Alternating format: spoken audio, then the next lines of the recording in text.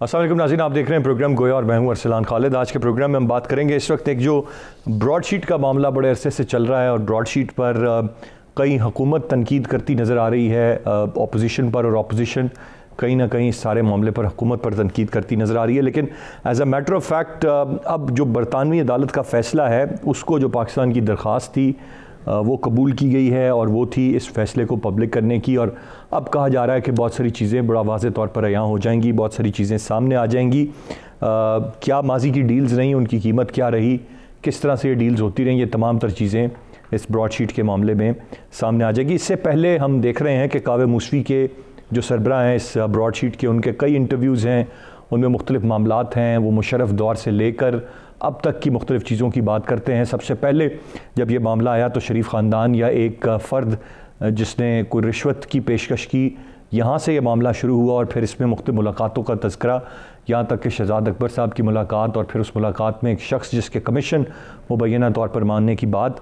ये तमाम तर चीज़ें हैं जो इस ब्रॉडशीट में हैं, लेकिन ये एक बड़ी रियलिटी है पनामा के बाद अगर कह लिया जाए, जहाँ पर हम ये देखते हैं कि किस तरह से 2000 में ये फ़र्म को हायर किया गया, फिर किस तरह से चीज़ों पर कार्रवाई नहीं की गई, चाहे वो आमरीत का दौर था, फिर जमहूरियत के अदवार आए, और फिर किस तरह से ये हुकूमत बहुत सारी चीज़ों को पब्लिक करना चाहती है। मैं चाहूँगा इस ब्रॉडशीट के मामले पर हम अपने एक्सपर्ट पैनल से उनकी राय ज़रूर लें, और ये मामला किस तरफ जा रहा है, ये कहाँ से आया, इसमें कितना वज़न है और कितनी हकीकत है। मैं चाहूँगा कि इस पर ज़रूर हम फोकस करते हुए आज के प्रोग्राम में हम बात करें। इसके साथ साथ कल का दिन खासा अहम है। इलेक्शन कमीशन ऑफ पाकिस्तान जहाँ पर फ़ॉरेन फंडिंग केस की एक समात है, और उसी मौके पर PDM मुश्तरका तौर पर तमाम जमातों ने एहतजाज की भी कॉल दी हुई है, जिसको वेलकम किया था इस हुकूमत ने, और उनका ये कहना था कि जी ज़रूर आएँ, आप यहाँ पर करें एहतजाज। और अब कल किस तरह का एहतजाज होने जा रहा है, कितना बड़ा होने जा रहा है,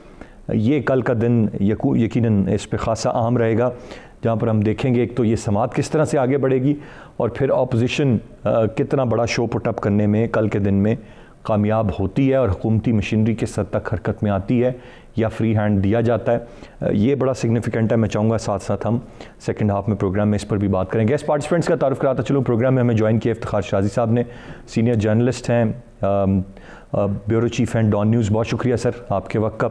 आमिर इलियास राना साहब भी सीनियर सहाफ़ी हैं और ब्यूरो चीफ़ हैं एक्सप्रेस न्यूज़, हमारे साथ प्रोग्राम में मौजूद हैं। आरिफ चौधरी साहब माहिर कानून हैं, हमें प्रोग्राम में ज्वाइन कर रहे हैं। शराज साहब, गुफ्तगू का आगाज़ मैं आप ही से करूँगा। सर, बहुत बात हमने गुज़िश्ता हफ़्ते भी इस पर की, आज के हफ़्ते का आगाज़ भी ब्रॉडशीट से हो रहा है। ये तकरीबन 1-2 हफ़्तों से मामला चल रहा है। आप भी मिनट टू मिनट तमाम तर चीज़ों की जो अपडेट्स हैं उनसे वाकिफ़ हैं। ये सर किस तरफ जा रहा है मामला? थोड़ा सा मेरे लिए इसको समझना कि पहले ये नवाज शरीफ साहब के हवाले से आया, फिर मुबैना तौर पर शहजाद अकबर साहब की मुलाकात, फिर आमरीत के दौर पर सवाल। ये मुझे तो ये बज़ाहिर ये नहीं लग रहा कि ये किसी अपोजिशन को एक्सपोज़ कर रहा है। गो कि अब चीज़ें सामने आएंगी तो मज़ीद पता लगेगा। ये ओवरऑल पाकिस्तान की 2 दहाइयों में, चाहे आमरीत रही हो, जमहूरियत रही हो, तमाम तर चीज़ों को एक्सपोज़ कर रहा है। How do you see it sir? बुनियादी तौर पे ब्रॉडशीट के साथ जो कुछ मुआवजे माजी में जनरल मुशर्रफ के दौर में हुए, उस वक्त ये नहीं थी कि इस मुल्क की लूटी दौलत को वापस लाना है, बल्कि मैं समझता हूँ उस वक्त ये पोलिटिकल मैनेजमेंट के लिए ये सारा का सारा प्रोसेस शुरू किया गया।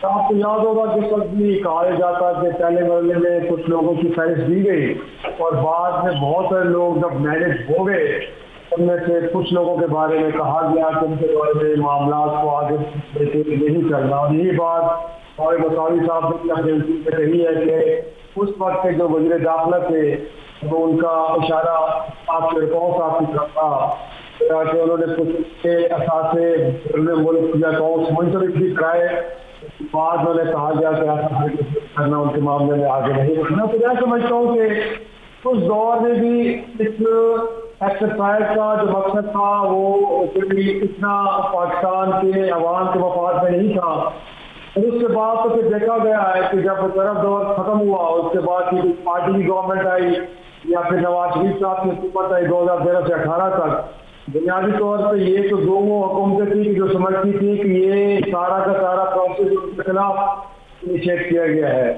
अब मामला ये है खुद ब्रॉडशीट के अंदर भी जो 2 पार्टनर थे उनके आपस के खिलाफात थे, और आपने देखा तो उसके बाद एक ब्रॉड सी LLC के नाम से दूसरी कंपनी बनी। और बुनियादी तौर पर जितना पाकिस्तान के साथ एक एग्रीमेंट किया गया था और उससे जो पेमेंट करनी थी वो उस कंपनी को हो गई। तो मेरा ख्याल में पावर मसावी साहब बुनियादी तौर पे चाह रहे हैं कि शायद इंप्रेशन जो उन्होंने दिया है वो इंप्रेशन ये दे रहे हैं कि जो उन्होंने माजी में तहकीकात की हैं उनके पास क्या कि ठोस शवायद मौजूद हैं जिनको लेकर अगर पाकिस्तान तहरीक इंसाफ अपनी जो मेन अपोनेंट पॉलिटिकल पार्टी है which is Pakistan Muslim League Noon, अगर उनके सरबराह को वो चाहते हैं कि जो जिनका बयानिया ये था कि उनके खिलाफ केस तो पनामा का था और उनको निकाला कामा के पेज से गया और उनके खिलाफ करप्शन की एक फाइल की साबित की, तो अब वो ये इंप्रेशन ब्रॉडशीट की इंतजाम देना चाह रही है कि उनके पास ठोस शवायद मौजूद है और हुकूमत पाकिस्तान अगर चाहे तो वो उनके साथ शेयर किए जा सकते हैं और उसको कोर्ट ऑफ लॉ के अंदर बतौर एविडेंस पेश करके तो मियां नवाज शरीफ साहब को कन्विक्ट कराया जा सकता है। लेकिन बहुत सारी बातों के अंदर बड़ी झोल है, बड़ी ऐसी कंफ्यूजिंग किस्म की बातें हैं कि जिनको लेके मुझे नहीं लगता। और यहाँ पे खुद पाकिस्तान तहरीक इंसाफ जिस तरह सारे प्रोसेस को लेके चल रही है बुनियादी तौर पर इसमें भी बीच का जो है वो एलिमेंट ज्यादा विजिबल है। गोया कि अगर आज की नीयत यह है कि आपने किसी को मुजरिम ठहराना है और उसको कोर्ट ऑफ लॉ के थ्रू सजा दिलवानी है तो बेहतर ये होता कि आप ब्रॉडशीट के साथ एंगेज करते और उनसे वो एविडेंस लेते कि जो आपको कोर्ट ऑफ लॉ में पेश करते, बजाय ये कि आप कैमरे में सामने बैठ के एक और ब्रेन डेम और आपने एक और सिलसिला शुरू कर दिया। तो मुझे नहीं लगता कि इसमें से कुछ ज्यादा चीजें ठोस निकल पाएंगी। ज्यादा चीजें आपको नहीं लगता शराज साहब के सारे मामले में शायद निकल पाएंगी? मैं मेरे लिहाज से राना साहब की जानिब बढ़ूंगा। राना साहब, आप कैसे सारे ब्रॉडशीट के मामले को देख रहे हैं और जितना इम्पॉर्टेंट इसे कहा जा रहा है या फैसला पब्लिक करने की बात या तमाम तर चीज़ें, इतना जूस इस सारे मामले में है, इतना मटेरियल है इसमें जो को बहुत बड़ा अपसेट कर देगा, या ये एक रूटीन का ही मामला है और ये बात इसी तरह ख़त्म हो जाएगी? पाकिस्तान के अंदर हर फिल्म अपने ट्रेलर से मुख्तलिफ होती है और जो मर्जी देख लें, यहाँ पे कहा कुछ जाता है निकलता कुछ है।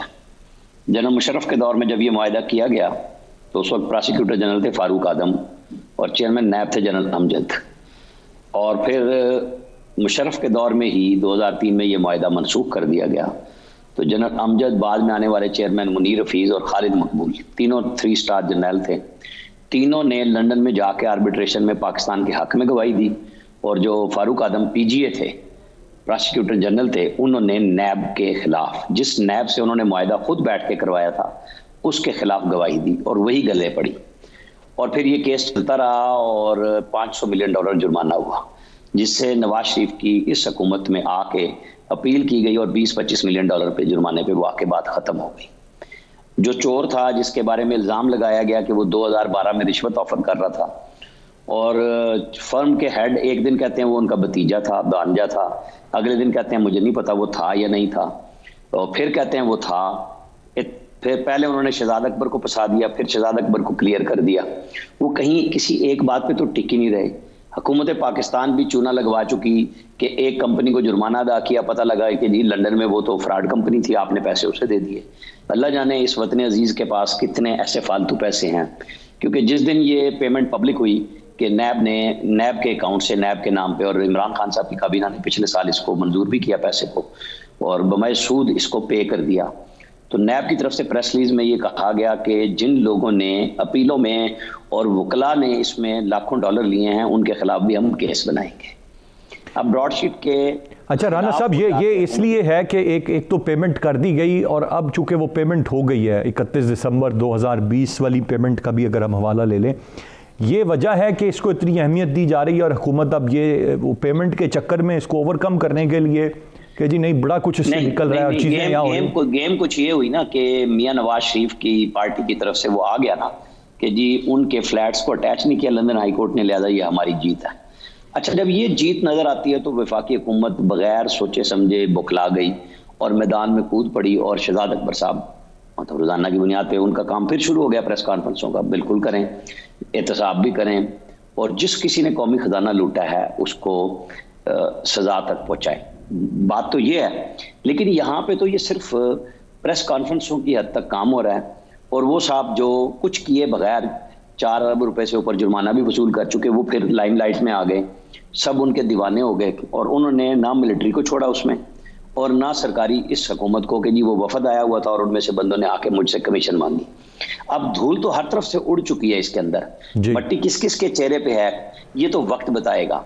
लेकिन आज तक तो ये साबित नहीं हुआ ना किसी पे भी कि दोनों तरफ उन्होंने तो इल्जाम लगा दिए ब्रॉडशीट वालों ने कि जो हिसाब हमारे पास मौजूद है उसमें से कट मांगने आ गए लोग। कभी वो कोई नाम दे देते हैं, कभी कोई नाम दे देते हैं। और गवर्नमेंट ने अब क्रेडिट लिया है, बिल्कुल ठीक है कि जी हम इसे पब्लिक करा रहे हैं। पब्लिक करा रहे हैं तो उसके ऊपर एक्शन के लिए फिर एक आपको कानून के तरीकेकार के तहत चलना है ना। सिर्फ शहजाद अकबर साहब की या किसी वजीर की प्रेस कॉन्फ्रेंस पे तो ब्रॉडशीट के केस को किसी अदालत ने नहीं ले लेना। उसका म्यूचुअल लीगल असिस्टेंस के तहत सारी चीजें आना, उनका साबित करना, फिर उनके साथ एक नया मुआहिदा करना। वो $1 बिलियन की भी बात कर चुके, फिर वो उसकी तरदीद हो चुकी। वो इमरान खान साहब ने भी ट्वीट कर दिया और शहजाद अकबर साहब ने कहा कि वो नवाज शरीफ के नहीं थे जो प्रोग्राम्स में बातें हो रही हैं। मैं ये वो बता रहा हूं आपको जी। तो कहीं पे कोई चीज सॉलिड अभी तक नहीं है। आपने लिस्ट ओपन कर दी, ओके कर दी। वो जो जिन लोगों के पैसे उस वक्त मौजूद थे, अगर कोई चीज थी, क्या किसी ने रखे होंगे पैसे? वो अब जिस तरह पेट्रियट बनी, शेरपाव साहब का नाम ले रहे हैं, फैसल सालेहात का ले रहे हैं, तो क्या वो सारे के सारे कानून में, जब शेरपाव साहब यहाँ से मफरूर थे उनको 3 साल मफरूरी की सजा दी गई, वो जैसे ही पाकिस्तान पहुंचे वो सजा खत्म हो गई और केस भी उनका उसके बाद डाई डाउन हो गया। चाहे वो पेट्रियट की वजह से बना या कुछ भी हुआ, हमारी अदालतों ने फैसले दे दिए हैं। अब नए सिरे से आप किसका केस कैसे चलाएंगे? उस लिस्ट में से अक्सर मौजूद लोगों के केसेस सेटल हो चुके, वो चल चुके अदालतों में, चाहे वो आपने ब्रॉडशीट को क्रेडिट दिया या नहीं दिया। लिस्ट तो आपने ही दी थी ना, आपको अंदाजा तो था यहाँ पाकिस्तान में कौन क्या कर रहा है। सही राना साहब। असल बात यह होती है कि कानून के मुताबिक सजा कब, कैसे और फाइनल होगी। सिर्फ प्रेस कॉन्फ्रेंसों से आपने 2.5 साल चला लिए, लेकिन आम आदमी का इशू है उसके घर में रोटी रोजी, उसके बच्चों का पढ़ना, उनकी सेहत के लिए दवाई मिलना। क्या राइटली सेड राना साहब, ये तो हर आदमी का एक बुनियादी मसला है कि एक इम्पॉर्टेंट इशू है। आपने बिल्कुल सही फरमाया। आरिफ चौधरी साहब, मैं जब इसके लीगल एस्पेक्ट की बात हो रही है, कोर्ट ऑफ लॉ की बात हो रही है, पहले तो ये बताइए कि बरतानवी अदालत का ये जो फैसला है इसके जारी होने को आप कैसे देखते हैं? एक तो इसके जारी होने से क्या असरात मुरतब होंगे, और फिर जिस तरह अभी राना साहब ने फरमाया कि केसेस चल चुके, हो चुके, क्या इसकी बुनियाद पर आप कोई नए केसेस बनाएंगे या क्या कर सकते हैं? आपके पास क्या ऑप्शंस क्या हैं? बहुत शुक्रिया। ये बहुत ज़बरदस्त फैसला है इस लिहाज से कि चीज़ें कम अज़ कम तश्तबाब होगी, बहुत सारे यानी बाहर आएंगे मामला। लेकिन अगर इसकी हिस्ट्री को आप देखें कि पाकिस्तान में जिस तरह प्रोसिक्यूशन हो रही है, वो अगर आप नैब के उस दौर से देखें और वो मुकदमात के हवाले से उस दौर से नवाज शरीफ के ज़माने से देखें, तो उस वक्त आपको याद होगा कि जो इससे पहले एहतसाब ब्यूरो बना था, उस एहतसाब वाला जिसे सैफुर रहमान वाला जो था, उसमें जितनी प्रोसिक्यूशन हुई, जितने केसेस चले, उन केसेस के हिसाब से अगर आज आप बैठ के पता करें, मालूम करें कि क्या रिकवरी हुई, कितनी कन्विक्शन हुई, वो आपको पता चल जाएगा कि उसमें ज्यादातर पैसे जो थे वो बहुत नामी गिरामी वकला जो उनके अपने परवरदा थे उनको मिले। और इतनी बड़ी फीसों का तो कभी दुनिया में कभी देखा नहीं था कि स्टेट एक्सचेकर जो है उसको बैठ के हुक्मराज में इस्तेमाल कर रहे हैं कि बहुत बड़ी बड़ी फीस है। और यहां तक कि जो के पे यानी जजमेंट लेने तक के लिए पैसे जो थे वो बहुत ज्यादा दिए जाते थे कि जी आज आप गए, दोनों वकला ने, डिफेंस वालों ने और प्रोसिक्यूटर ने ये तय कर दिया है कि आज हमने केस नहीं चलाना। सबको आजाद दिया उस दिन की जो पर आवर और पर डे जो थे पैसे वो मिल गए, लेकिन काम कुछ नहीं हुआ और इसी तरह वक्त गुजरता गया और पाकिस्तान के पैसे जो है वो जाया होते गए और कुछ उससे हासिल ना हुआ। दूसरा मामला पाकिस्तान का बैन मुल्क अपनी प्रोसिक्यूशन के हवाले से और केसेस के हवाले से ये भी तारीख है कि आपने अब तक जितने लोगों को बाहर के मुकदमात, बाहर केसेस की पैरवी के लिए मुकर्रर किया, वो आपने किसी जगह भी कॉम्पिटेंस की बुनियाद पर फैसला नहीं किया। फैसले आपने किए अपने मुफादात के तहत और ज्यादातर ऐसे वकला को आपने जो बेनामी मैं समझूंगा थे कि जिसमें आपको पैसे वो देते थे। यानी पैसा लेने वाला कौन था? पीछे जो रियासत थी, रियासत के जो कारपरदाज थे, वो फीस के नाम पर जो पैसे निकलवाते थे उन लोगों को देते थे जो उनके अपने हो, और वो पैसे इन रिटर्न उन्हें दे दें, और कुछ मुआवजा जो है, क्योंकि उनका तो मुआवजा इतना ज्यादा था भी नहीं, वो वहां यानी वो पैसे जो थे वो इन्हें वापस कर देते। यहां तक कि मैंने पाकिस्तान से बाहर बहुत वक्त गुजारा है, मैंने देखा कि लॉबियस्ट जो वहां मुकर्रर किए जाते हैं, वो लॉबियस्ट दुनिया में किसी के काम के नहीं होते, लेकिन वो लॉबियस्ट जो आपको 2 नंबर किस्म के लॉबियस्ट मिलते हैं, जो आपके पैसे आपको ज्यादा दें और आप उनके साथ डीलिंग कर ले, उस तरह के लॉबियस्ट जो है वो आप करते हैं। अब इस लिहाज से तो ये मैं समझता हूं कि खुश आए है कि आपने ये नई चीज जो है हुकूमत वो कर रही है कि जी इसे अफशा किया जाएगा, सब कुछ होगा, लेकिन इस सब कुछ में जो असल इन्वॉल्व है कितना है, और जो प्रोसिक्यूशन आप क्या होगा, आपके सामने वो केस था कि उसकी एक प्राइम मिनिस्टर की कुर्बानी दे दी जरदारी साहब ने, लेकिन वो जो पैसे थे वो वहां $60 मिलियन की जो बात होती थी वो कभी वापस नहीं आए, और इन द मीन वाइल वो सारा सिस्टम जो था उन्होंने अपना वाइंड अप कर लिया, और वो पैसे भी जो थे वो हजम हो गए। बिल्कुल सही। तो कोई काम जी राइटली सेड। मैं एक ब्रेक की जाने पड़ूंगा जी, ब्रेक से वापस आकर मजीद बात करते हैं, साथ रहिए।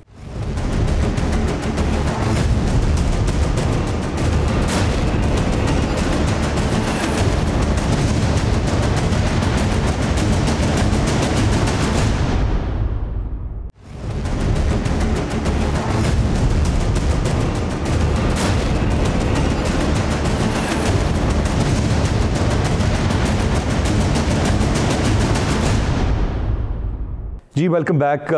चला साहब, इस वक्त मुल्क की लूटी हुई दौलत एक बहुत बड़ा मसला है, उसकी रिकवरी इस हुकूमत का, इस मौजूदा जमात का एक नारा था इक़्तिदार में आने के बाद।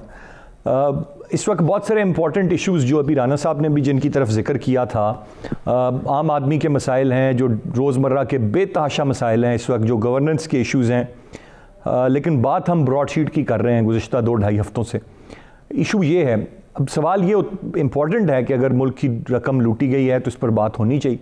आया फिर भी कोई ऑप्शन है कि ये रिकवरी हो पाएगी? शहजाद अकबर साहब ने तो पहले 3 हफ्तों में सुराग लगा लिया था, कहाँ कहाँ जायदादें हैं वो वापस नहीं आ सकी।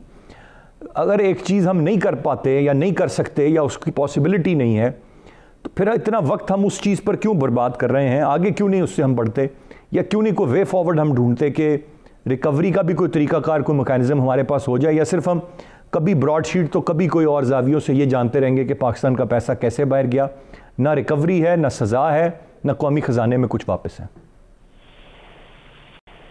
असलान प्रॉब्लम यह है कि जब आपकी मुल्क के अंदर सियासत का महवर एक तो ज़ाती मफादात हो और दूसरा उसका महवर बुनियादी तौर पे अपनी मुखालफिन को नीचा दिखाना हो, उनको ब्लेम करना हो, तो फिर जाहिर सी बात है ये जानते बूझते कि जो वाइट कॉलर क्राइम होते हैं ये बहुत तवील अरसा लेते हैं चीज़ों को साबित करने में। गोया कि ये कोई ऐसा नहीं है क्राइम के जिसमें आप हफ्तों या महीनों में जुर्म को साबित भी कर दें और मुजरिम को सजा भी मिल पाए। ये बड़ा एक टेक्निकल मामला होता है और इसके अंदर बड़ा तवील अरसा आपको चाहिए होता है। लेकिन मैं हैरान होता हूँ कि यहाँ पे आपने गोया के इदारे बना दिए, वो FIA बना दिया, नैब बना दिया, जिनका बुनियादी काम यही करने का है। भले आपने इसकी ओनरशिप ले ली है, बड़ी अच्छी बात है। आप समझते हैं कि तहरीक इंसाफ इसी स्लोगन के तहत इक़्तिदार में आई थी कि उसने मुल्क से करप्शन का खात्मा करना है। उनके ख्याल में इस मुल्क का सबसे बड़ा प्रॉब्लम भी करप्शन है। बड़ी अच्छी बात हम मान लेते हैं, लेकिन इदारे अपना काम कर रहे हैं, उनको करने दें। क्या ख्याल है आपका? मुल्क के प्राइम मिनिस्टर और उनकी 40-50 की काबीना का बस सिर्फ यही काम रह गया है कि वो टीवी शोज में या अपने इंटरव्यूज के अंदर इसी बयानिए को लेकर चले और बाकी सारे काम ठप करके कहीं रख दें। इस वक्त उस मुल्क के अंदर यही कुछ हो रहा है ना जी, कि आप अपनी गुफ्तगू के अंदर बुनियादी तौर पे चोर चोर, डाकू डाकू, NRO नहीं दूंगा, NRO नहीं दूंगा, बस यही गर्दान चल रही है। इसके अलावा हमने तो नहीं देखा कि आप इस मुल्क की मईशत को आगे ले चलने के लिए सनत से मुताल्लिक आपने, टेक्सटाइल से मुताल्लिक क्या पॉलिसी बनाई है आपने? इस मुल्क के एक्सपोर्ट्स को बढ़ाने के लिए आपने क्या पॉलिसी बनाई? इस मुल्क के अंदर इन्वेस्टमेंट को लाने के लिए आपने क्या किया है? इस मुल्क के लिए जो गेम चेंजर कहा जाता है CPEC, वो कहाँ पे पहुंचा है? वो आगे कैसे बढ़ रहा है? तो मैं समझता हूं कि जो इदारे काम करें उनको अपना काम करने दें, और उन्होंने एक बड़ा तवील वक्त लेना है।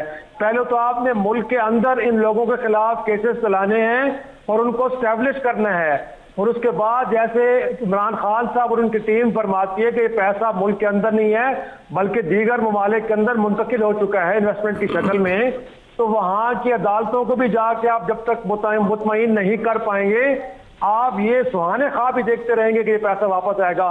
कैसे आ सकता है? क्या दुनिया के दीगर ममालिक के कवानीन आपके मोहताज हैं? क्या वो यहाँ के अदालतों के फैसलों के तहत चलते हैं? नहीं भाई, उनके अपने कवानीन हैं, उनके अपनी अदालती निज़ाम है जिसे जाके आपको मुतमईन करना पड़ेगा, और अगर वो मुतमईन ना हुए तो ऐसा कुछ नहीं होगा। हालत तो ये है कि एक आम शहरी के खत के ऊपर हुकूमत बरतानिया ने जवाब दिया है कि वो ना तो मियां नवाज शरीफ साहब को गिरफ्तार कर सकते हैं और ना ही उनको पाकिस्तान के हवाले किया जाएगा। और आप भी हकीकी तौर पे जानते हैं कि बरतानिया जैसे मुल्क के साथ आपका तहवील मुजरमान का कोई मुआहदा नहीं है। तो खुदा का वास्ता है, पब्लिक कंजम्पशन के लिए या आप लोगों को किसी और तरफ लगाने के लिए इस तरह का बयान डेवलप ना करें। सब बिल्कुल आपने दुरुस्त फरमाया। जरा थोड़ा सा आप इस मामले पर आ जाएं। कल का जो पुलिस ब्यूरोक्रेसी के निजाम को दुरुस्त करें, जो काम करने वाले वो तो कर लें, ये भी हो जाएगा बाद में। अच्छा, राइटली सेड। चला साहब, ये जो कल का दिन इंपॉर्टेंट है, क्या देख रहे हैं इस वक्त? क्या इतलात क्या हैं हमारे पास, या कितना को बड़ा शो पुटअप होने जा रहा है? कहाँ से कारकुनान कल आ रहे हैं इलेक्शन कमीशन के बाहर? ये रिवायती सा रस्मी सा एक मुजाहरा होगा या कोई बड़ी चीज़ होने जा रही है? नोबडी नोज, सिर्फ बातें हैं। क्या खबरें क्या हैं सर हमारे पास? भाई देखें अरसलान, बुनियादी तौर पे अभी जो प्रेस कॉन्फ्रेंस थोड़ी देर पहले उसके अंदर भी टोन तो यही बता रही है कि एक उन्होंने अनाउंस किया था, और बुनियादी तौर पे वो समझ रहे हैं कि 31 जनवरी तक बहुत बड़ा गैप ना आ जाए और पीडीएम की एक्टिविटी कहीं ना कहीं चलती रहे। तो इस एक्टिविटी के तहत ये भी एक मुजाहरा किया जा रहा है, वरना इसकी जस्टिफिकेशन मुझे तो नजर नहीं आ रही। क्या आप करना चाह रहे हैं? गोया के फॉरेन फंडिंग केस को लेकर आप क्या एस्टैब्लिश करना चाह रहे हैं कि इमरान खान की तहरीक इंसाफ ने कहां से पैसे लिए, वो पैसे कैसे एंटी पाकिस्तान यूज हुए? भाई आप अपने गिरबानों में हाथ झांके खुद पहले देखें। पाकिस्तान पीपल्स पार्टी हो या पाकिस्तान मुस्लिम लीग नून हो या JUFA, किसी एक जमात ने अपने पार्टी के फंड्स को मेंटेन किया हुआ है? किसी के पास उन्होंने कोई ऑडिट करवाया हुआ है? किसी ने बताया हुआ? आज भी 154 लोगों के। शाह साहब जरा आगे बढ़ना चाहूंगा मैं, राना साहब का जरा पॉइंट ऑफ व्यू इस पर मुअत्तल हुई है जिन्होंने अपने हिसाबात इलेक्शन कमीशन में जमा नहीं कराया। तो पहले अपनी मोरालिटी को तो ठीक जाहिर है सबको देखने की जरूरत है। आमिर इलियास, राना साहब आपसे सर जानना चाहूंगा, कल सर कोई बड़ा अपसेट हम देख सकते हैं या ये बिल्कुल एक रिवायती रस्मी एक मामला होगा और उससे ज़्यादा शायद हम कुछ ना देखें? और फिर फॉरेन फंडिंग केस पर बड़ा एम्फसाइज इस वक्त कर रही है मुश्तरका अपोजिशन, इसराइल भारत से पैसे लेने की बातें हैं, और फिर इसका डिले भी जो है फॉरेन फंडिंग केस का, ये खुद बहुत सारे सवालात को जन्म देता है सर। देखिए जी, सबसे बड़ा सवाल तो खुद इलेक्शन कमीशन है कि साल हर साल से ये लिंगर ऑन हो रहा है। नंबर 1, इलेक्शन कमीशन को अपनी आईनी जिम्मेदारियां वो किसी भी जमात के हवाले से हों, वो किसी भी शख्स के हवाले से हों, पूरी करनी चाहिए। और मेरे ख्याल में मौजूदा चीफ इलेक्शन कमिश्नर में ये अहलियत मौजूद है। और हिज़्ब इख्तिलाफ में जाहिर है उन्होंने शोर नहीं करना, वो पब्लिक कंजम्पशन के लिए नहीं खड़ी होगी, तो वो और क्या करने के लिए आ रही है? मतलब यहाँ तो हुकूमत भी वही कुछ कर रही है जो अपोजिशन करती है, और हुकूमत अभी तक अपोजिशन के टोन से ही बाहर नहीं आई, और हिज़्ब इख्तिलाफ अब जागी है तो जलसे कर रही है। और उन्होंने अब फरवरी के महीने तक की तमाम तारीखों में 27 फरवरी तक की रैलियों और जलसों की डेट मौलाना फजलुर रहमान ने दे दी है। और कल मुजाहरा अच्छा मुजाहरा करने की पूरी ट्राई है। पिंडी इस्लामाबाद में PMLN ने कल मीटिंग्स की हैं, बाकी पार्टियां कर रही हैं। KUI के लोग होंगे ज़्यादा पीपल्स पार्टी का, चूँकि यहाँ पे खासा हल्का असर मौजूद है। इस्लामाबाद में कोकर बरादरान है, राजा परवेज अशरफ का हल्का है, मुख्तलिफ लोग हैं जो पीपल्स पार्टी के लिए अगर चाहें तो लोग काफ़ी सारे इकट्ठे कर सकते हैं। और एक शो हो जाएगा जिसमें लाइव तकरीरें सारा मीडिया भी दिखा देगा, और वो अपना एक रजिस्टर करने आ रहे हैं एहतजाज कि जी election commission PTI party funding case पे फैसला क्यों नहीं दे रहा। अब जैसे जैसे PTI पार्टी फंडिंग पे प्रेशर बढ़ा है, PTI भी पार्टी बन गई है। जो काम वो हुकूमत में बैठ के वज़रा बार बार कहते हैं कि जी PMLN और जरदारी साहब और ये नवाज शरीफ सब के सब अपना अपना हिसाब दें, हम सवाल दूसरों से ना करें, अपना जवाब दें। अब यहाँ पे जब PTI से सवाल हो रहा है और मुख्तलिफ कई सालों से उनके अपने नुकसानी रुकन अकबर बाबर साहब कर रहे हैं, तो बजाय उनका जवाब देने के वो नलायक बच्चों की तरह जब क्लास में कि उसको भी घर में पूछते हैं ना तुम्हारे नंबर क्यों कम आए, तो वो कहते हैं वो फलां के भी कम थे, फलां को भी मार पड़ी थी, फलां को भी मुर्गा बनाया था। तो ये आ गए कि जी पीटीआई लेके मार्केट में आ गई कि पीपल्स पार्टी ने भी बाहर से पैसे लिए हैं, नून ने भी लिए हैं। तो अच्छा था ना कि कोई ऐसा कमीशन बना देती पीटीआई की गवर्नमेंट कि जिसमें दूध का दूध पानी का पानी और फटाफट हो जाता, चाहे इलेक्शन कमीशन को रिक्वेस्ट करती। वो अब मुकाबले पे आए हैं, इसका मतलब है कि दाल में तो काला है। नून और पीपल्स पार्टी का भी फैसला तो इलेक्शन कमीशन को साथ ही करना होगा ना।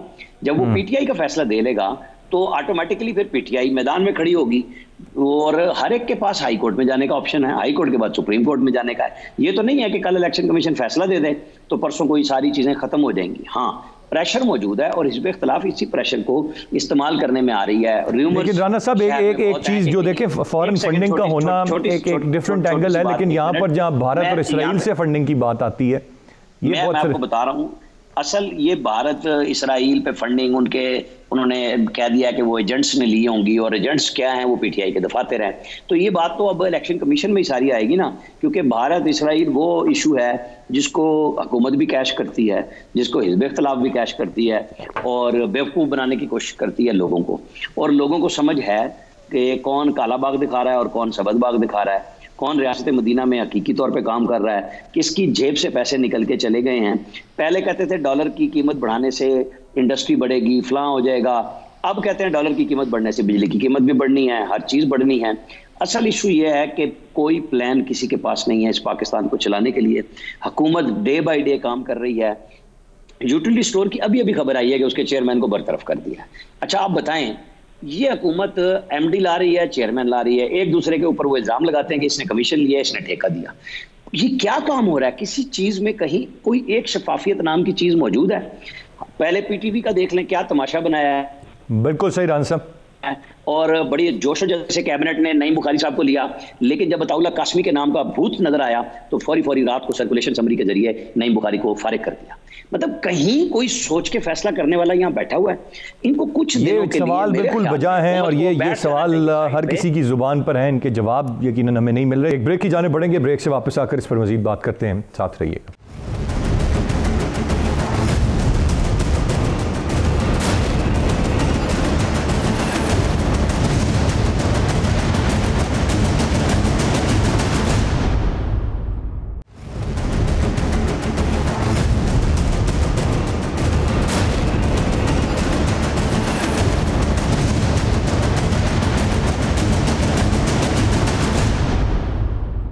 जी वेलकम बैक। चौधरी साहब, फॉरेन फंडिंग केस इस पर ज़्यादा एम्फसाइज ऑपोजिशन करती है पीटीआई पर, और वही बात कि जी इसराइल और भारत से फंडिंग है।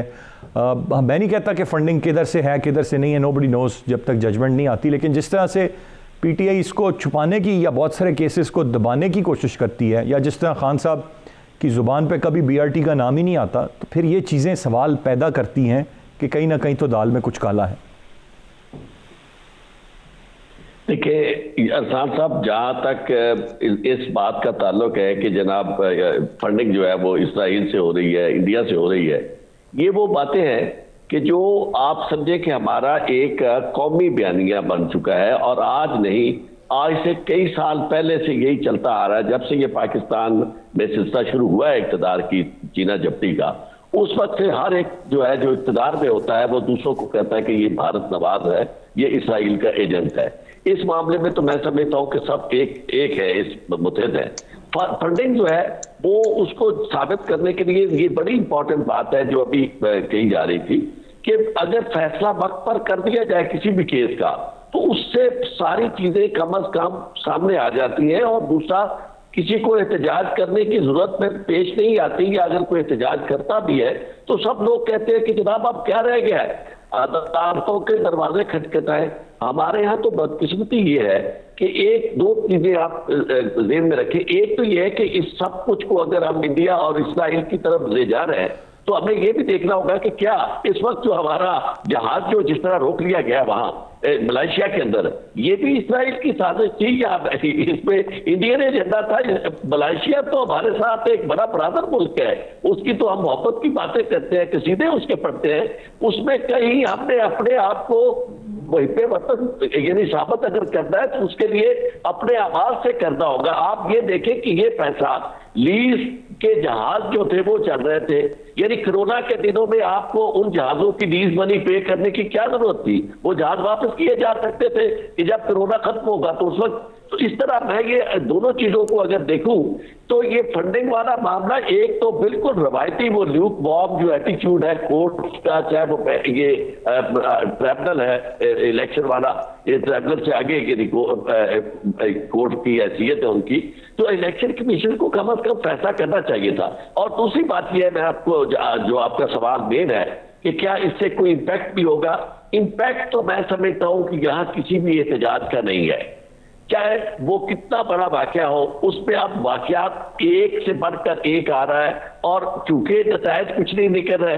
अब ये जो मामला ब्रॉडशीट का, वो कितना भी ब्रॉड मामला हो, लेकिन जब लोगों की नजर जाती है वो पनामा पे और उससे जो रिकवरीज हुई है और जिस तरह का उसमें नजर प्रोसिक्यूशन आई है और जो केसेस को मंतकी अंजाम तक पहुंचाने वाली इस तरह बेमुक्त हुई है, उसके बाद तो मैं समझता हूं कि सारी चीजें ही अब बेअसर हो गई हैं। लेकिन इसके लिए एक बात हमें जरूर करनी पड़ेगी कि अगर गवर्नमेंट संजीदा है तो फिर उसे अपने लोग भी वहां ऐसे मुकर्रर करने चाहिए। अगर आप उसको शेख रशीद को बना देते हैं इंटीरियर मिनिस्टर, तो इससे आपकी संजीदगी का अंदाजा होता है कि इतने, यानी चूंकि सब चीजों का ताल्लुक मेनली इंटीरियर मिनिस्ट्री से भी है, बहुत ज्यादा चीजें, तो इंटीरियर जिस तरह लोगों के साथ वायदे कर रहे हैं, हवालगी मुल्जमान का वायदा है, यानी और एक्स्ट्राडिशन ट्रीटीज है, ये सारी चीजें। अच्छा, यहाँ तक कि उन्हें पता तक नहीं है, मैंने आपके प्रोग्राम में या गालिबन किसी और प्रोग्राम में कहा था कि ये जो कह रहे हैं कि जनाब उसका हम नवाज शरीफ का पासपोर्ट कैंसिल कर देंगे, इन्हें इतना नहीं पता कि पासपोर्ट कैंसिल करने का मतलब उनका केस इतना मजबूत करना है वहां रहने का, कि चूंकि सेफ हेवन का कॉन्सेप्ट ही है कि जिसको अपने मुल्क में प्रोसिक्यूशन का खतरा हो और उनके खिलाफ तो सजा ऑलरेडी मौजूद है। तो ऐसे हालात में ये सारी चीजें जो कर रहे हैं वो बिल्कुल बगैर बात, यानी कि वही है सर, बॉटम लाइन जो राना साहब ने भी कही कि या शराज साहब ने भी, कि जो फैसले हैं वो बगैर सोचे समझे हैं, उनके पीछे क्या मंतक है, क्या लॉजिक है, ये किसी को समझ नहीं आ रही। यही इशारा चॉइस साहब आपने भी किया और ये एक रियलिटी भी है। क्या रोज़मर्रा के बुनियाद पर यह हुकूमत चल रही है या कोई लॉन्ग टर्म विजन इस हुकूमत का है, या वो जो कह लीजिए कि दावे या वादे हैं कि 2.5 साल बाद टेक ऑफ करेंगे या अब करना है, ये भी सिर्फ ज़ुबानी कलामी है या अमली तौर पर भी इसमें कुछ हो पाएगा? ये वो सवालात हैं जिनके जवाब आज भी हमारे पास नहीं है। ये कह लीजिए कि एक हौसला हमें 100 दिन का भी दिया गया था, वो 100 दिन भी हमने गुजारे, फिर 1 साल का भी दिया गया था, फिर 2 साल और अब 2.5 साल, और 2.5 साल के बाद अब कहा जा रहा है जी मज़ीद 2.5 साल। और मुझे जो शायद चीज़ अजीब लगती है वो 5 साल के बाद शायद इसी ढटाई के साथ मज़ीद 5 साल मांगे जाएँ, ये कहकर कि अब तो जो बीज बोया था उसको अगले 5 साल काटने का टाइम है, तो लिहाजा ये 5 साल मज़ीद दिए जाएं। और पता नहीं एक आम आदमी की हालत ज़ार तब तक क्या होगी। उम्मीद करते हैं कि जो दावे हैं, वादे हैं, वो हक़ाइक़ में तब्दील हों और समरात अवाम को मिलें। आज के प्रोग्राम से इतने। अरसलान खालिद को इजाज़त दीजिए, अल्लाह ने के बाद।